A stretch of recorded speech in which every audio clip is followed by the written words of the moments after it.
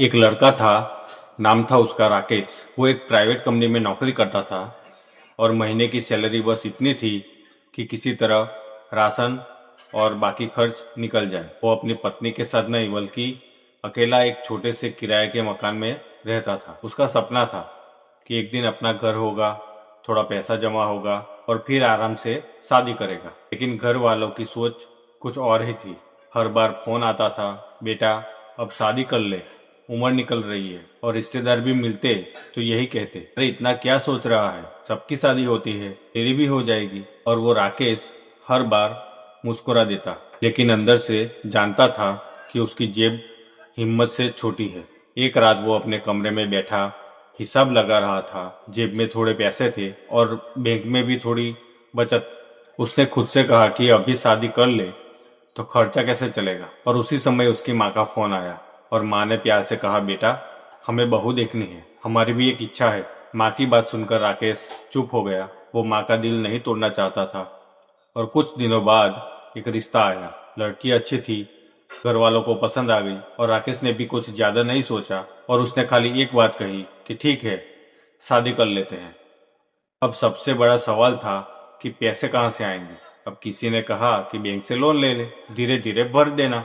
और किसी ने कहा कि शादी तो जिंदगी में एक बार ही होती है, थोड़ा खर्चा कर देगा तो क्या हो जाएगा। और वो राकेश भी लोगों की बातों में आ गया। वो बैंक गया, कुछ कागजों पर साइन किए और उसके अकाउंट में पैसे आ गए। उस दिन तो वो बहुत खुश था। उसे लगा अब सब ठीक हो जाएगा। और कुछ महीनों बाद शादी भी हो गई। बैंड बाजा, डांस, रिश्तेदारों ने अच्छे से खाना खाया, फोटो खिंचाए और सबने कहा भी कि वाह वाह क्या शादी है। लेकिन शादी वाले दिन किसी ने नहीं पूछा कि ये सारे पैसे कहाँ से लाया तू। शादी खत्म हो गई, सारे मेहमान अपने अपने घर चले गए और अगले महीने की पहली तारीख आ गई और सुबह मोबाइल पर मैसेज आया कि ईएमआई का पैसा कट गया है। तो राकेश ने मैसेज देखा, फिर अपने बैंक का बैलेंस भी देखा। तब उसको पहली बार समझ आया कि शादी तो एक दिन की थी, लेकिन लोन कई साल का था। और शादी को एक महीना भी हो गया और शुरुआत के दिन बहुत अच्छे निकले। दोनों साथ में हंसते थे, घूमते थे और नई जिंदगी के सपने देखते थे। लेकिन जैसे जैसे दिन बीतते गए, असली जिंदगी सामने आने लगी। महीने की पहली तारीख आई, राकेश की सैलरी अकाउंट में आई और कुछ ही देर में ईएमआई का पैसा कट गया। फिर कमरे का किराया देना था, बिजली का बिल भी आ गया, गैस भरवानी थी, राशन लेना था, मोबाइल का रिचार्ज करना था। राकेश ने सारे पैसे जोड़कर देखे तो जेब में बहुत ही कम पैसे बच गए। और उसने मन में सोचा कि अभी तो पूरा महीना बाकी है, अब कैसे चलेगा। उसकी पत्नी ने पूछा, क्या हुआ, इतने परेशान क्यों हो। राकेश बोला कि कुछ नहीं, बस ऑफिस की थोड़ी टेंशन है। लेकिन सच तो कुछ और ही था। फिर धीरे धीरे खर्च बढ़ने लगे। कभी घर में कोई बीमार पड़ जाता, कभी रिश्तेदार में किसी की शादी आ जाती, कभी बाइक खराब हो जाती। हर महीने कोई ना कोई नया खर्च सामने खड़ा हो जाता। अब राकेश पहले जैसा नहीं रहा। ऑफिस में भी उसका ध्यान नहीं लगता। रात को देर तक जागता था, बार बार मोबाइल में बैंक बैलेंस देखता था। कभी सोचता था कि काश काश थोड़ा सादी तरीके से कर लेते तो अच्छा होता। और एक दिन उसकी पत्नी ने अलमारी से निकालकर बैंक का कागज देख लिया। तब उसको भी पता चला कि शादी के लिए राकेश ने लोन लिया था। और फिर उसने एक बात पूछी कि तुमने मुझे पहले क्यों नहीं बताया।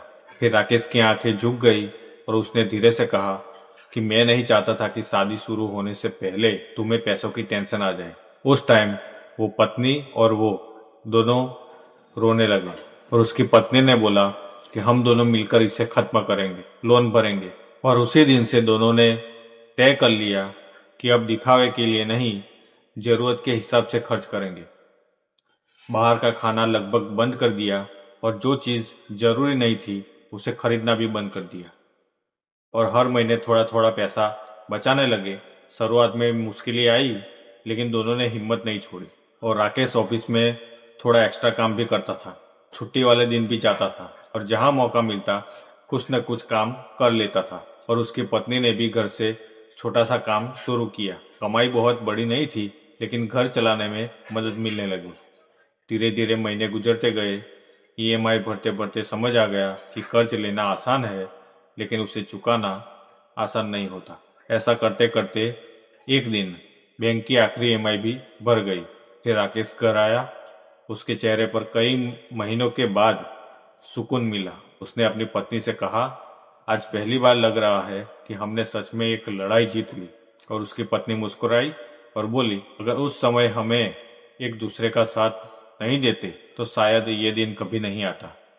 दोस्तों, शादी में कितने लोग आए, किसने कितना महंगा कपड़ा पहना, खाना कैसा था, ये लोग सब कुछ दिन के बाद भूल जाते हैं। लेकिन अगर शादी के लिए इतना कर्ज ले लिया तो कई साल तक चैन की नींद आए ना, तो उसका बोझ सिर्फ बैंक नहीं, पूरा परिवार उठाता है। अगर आपकी कमाई कम है तो छोटी शादी करने में कोई शर्म नहीं आनी चाहिए। अपनी औकात से बड़ी शादी करके सालों तक कर्ज में जीने से बेहतर है कि अपनी हैसियत से हिसाब से शादी की जाए।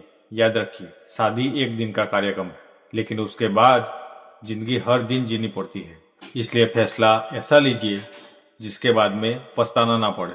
दोस्तों, अगर आपको ये कहानी अच्छी लगी और आपको लगा कि ये किसी अपने की सोच बदल सकती है तो इसे जरूर शेयर करिए। दोस्तों, वीडियो पसंद आया हो तो लाइक कीजिए, कमेंट में अपनी राय जरूर लिखिए और ऐसे ही दिल को छू लेने वाली कहानियां के लिए हमारे चैनल को सब्सक्राइब जरूर करिए। धन्यवाद और अपना और अपने परिवार का ख्याल रखिए। ठीक है, जय माता जी।